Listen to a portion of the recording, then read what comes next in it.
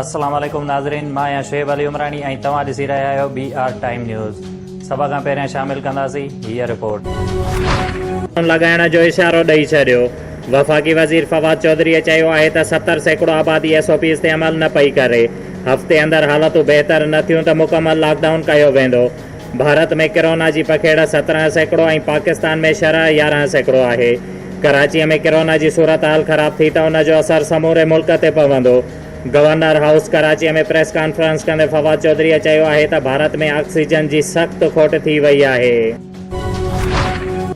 मरियम नवाज़ corona जी सूरत हाल सबबि कराचीअ जो अॼोको दौरो मुलतवी करे छॾियो।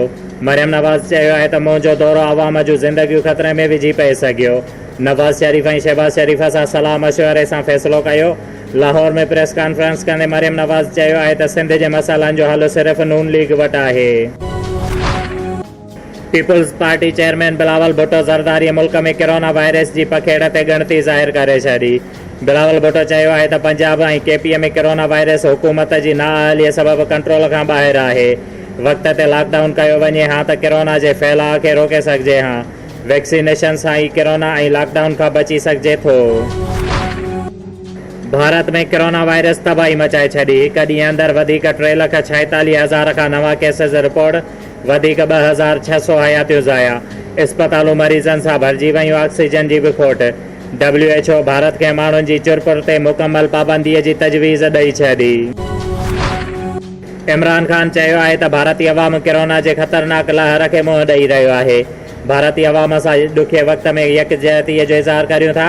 भारत समेत दुनिया में कोरोना मुतासिरनि जी सिहतयाबीअ लाइ दुआगू आहियां। इंसानियत खे बचाइण लाइ आलमी वबा सां गॾिजी विढ़णो पवंदो।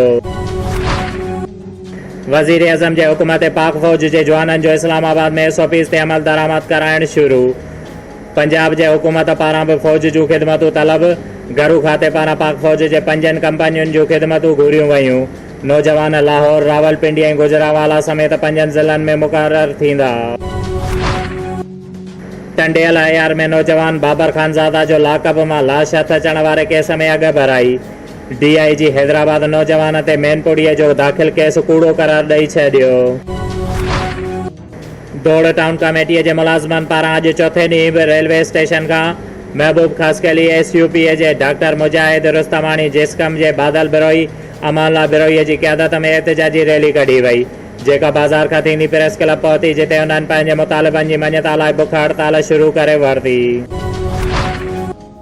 All revenue Sindh employees association जे मरकज़ी सदर सगेगा जे मरकज़ी नायब सदर सैयद सरदार अलीअ जी सदारत हेठि शहीद बेनज़ीराबाद डिवीज़न जो इजलास थियो, जंहिंमें ज़िले सांगड़ जे सदर फ़कीर मोहम्मद इस्माइल चांग, ज़िले नुशरफ फिरोज़ जे सदर गुलाम मुर्तज़ा, ज़िले शहीद बेनज़ीराबाद जे सदर रियाज़ हुसैन ऐं ॿियनि शिरकत कई। जंहिं मौक़े ते सैयद सरदार अली शाह चयो त 25 मई ते सगेगा पारां मुलाज़िमनि जे हक़नि लाइ थींदड़ एहतिजाज में समूरा मुलाज़िम शिरकत कनि ऐं जेसीं ताईं मुलाज़िमनि जा मुतालिबा तस्लीम न कया वञनि असांजो एहतिजाज जारी रहंदो। पडीदन में मुड़ुस पारां बेदर्दीअ सां शदीद ज़ख़्मी करे क़त्ल कयल औरत शाइला धीउ कासिम सियाल पंजाबीअ जा वारिस लाश खणाइण ऐं जवाबदार ज़ुल्फ़कार ख़ासकलीअ ख़िलाफ़ केस दाख़िल कराइण लाइ पंजाब खां पडीदन पहुची विया। जंहिं मौक़े ते छोकिरीअ जे पीउ पारां ज़ुल्फ़कार ख़ासकलीअ मथां क़त्ल जी FIR कराई ऐं चयो त अगरि हुनखे मुंहिंजी धीउ मां का तकलीफ़ हुई त असां सां ॻाल्हि करे हा, ऐं हुन मुतालबो कयो त मूंसां इंसाफ़ कयो वञे। हैदराबाद म्यूनिसिपल जो कचरो खणण वारियूं गाॾियूं ख़राब।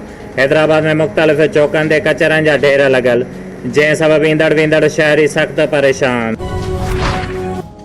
नवाबशाह भरिसां बालूअ जा कुबा थाणे जी हद नवाबशाह ऐं दौड़ रोड जे किनारे ते लापरवाहीअ जे नतीजे में लाथल बजरीअ जे वॾे ढेर ते हिकु कार जो अॻियों पासो चढ़ी वञण सबबि कार ड्राइवर जे कंट्रोल मां निकिरी वई, जंहिं सबबि कार कल्टी थी पई। कार में सवार फैमिलीअ जे रड़ियुनि सबबि ॻोठाणनि ऐं गुज़रंदड़ माण्हुनि कार में फाथल 2 ॿारनि समेत 4 ॼणनि खे ॿाहिरि कढियो। शुएब अली उमरानीअ खे ॾींदा इजाज़त। वधीक ख़बरुनि ऐं अपडेट्स लाइ ॾिसंदा रहो BR टाइम न्यूज़।